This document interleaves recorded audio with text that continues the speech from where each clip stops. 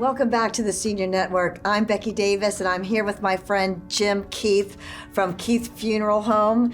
So good to see you. Good to see you, I know Becky. you're used to Greg, Yeah. Well, you're better looking. Okay, well, I'll let him know that. No, he knows. Everybody knows that. Well, it's good to see you again, and I'd loved our conversation before we went on air. And you're in the business for 32 years. I've been doing this 32 years. We've had the funeral home here on Hilton Head since January of 16, and it's growing every year. It grows more. Well, and I so, guess we were aging in place, and what are the two things that are true? Death and taxes. But we're so glad that you're here and you have a wonderful, thriving business, and you're able to. And let's face it, at the end of the day, it's about helping the family. It is. It's about helping the family. And I always tell people, I wish I was better at it, but I don't volunteer at the food kitchen or that kind of stuff. So my way of giving back is helping them at a tough time. Yeah, it is a tough time, and they need someone like you to walk them through, because in my own experience, when somebody passes away, it could be the first time that they've ever experienced that, and they don't know the next steps. You're right. And I know you have a resource guide. I have a resource guide that can help. And all you have to do is call me. I'll mail it out to you. It has, I wrote about a third of it. Oh. And it has a lot of resources, like, say, attorneys, financial planners, real estate, hospices, all sorts of stuff. But it also talks about funeral stuff.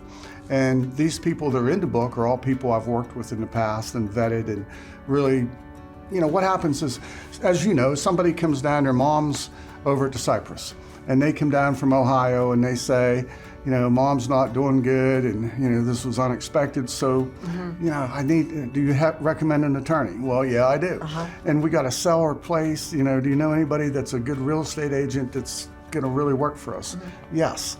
And how do we make sure that mom's money lasts throughout the rest of her life? Yeah, a financial planner. Yeah. So stuff like that's really important, and not just for people from out of town, but from people that are here that will say, well, my attorney retired, or he sold the business, or something like that. And it gives them an opportunity to just get another idea.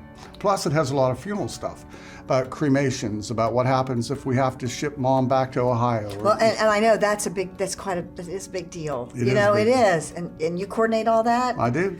Wow. I do. In fact, I just talked to a family today that I'm probably going to wind up actually personally driving the body when she passes away up to Ohio. Right. And that just saves them some money, and the way the transportation costs on the airlines, it's a win-win. I make a little bit more money, but I do a little bit more work. They save a bunch of money because they're not involving another funeral home in another state and not paying the airfare, so that works out. And this is a great conversation, because being at the Cypress and knowing as people do age in place, and the family comes in from out of town and they want to bring mom and dad back to wherever their hometown is, do you work with the how's that coordination work with the funeral home, like let's say we were talking about in Delaware, for example? In Delaware, so the best way to do it, to save money, is number one, always use a locally owned funeral home. Yeah. The big corporates will just hammer you to death. Good point. There is no wiggle room. Like, I personally work and try to help veterans and special needs people. Oh. So the corporates just look at their price list and say, all right, here you go, that's $4,000. Right. And I might be able to do it for $2,000. Right. So that's number one. And number two, you should always call the funeral home where your mom or your dad wants to end up. Okay. So if it's in Delaware or New Jersey, Ohio, call your locally owned funeral home in that state or your town. Okay.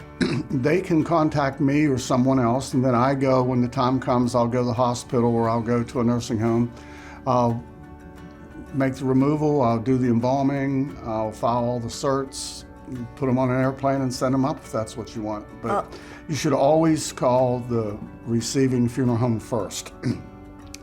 A lot of places won't tell you that, but it will save you about $1,500. But also, local is local, key. Key. Well, Jim, I don't know how to keep Everybody on does Keith. that. I don't know. I know your name is Jim. Sorry, Jim. It's so nice to see you again. This is a great conversation. It is. And hopefully I'll see you again. Yes. And you're watching the Senior Network, and we'll be right back.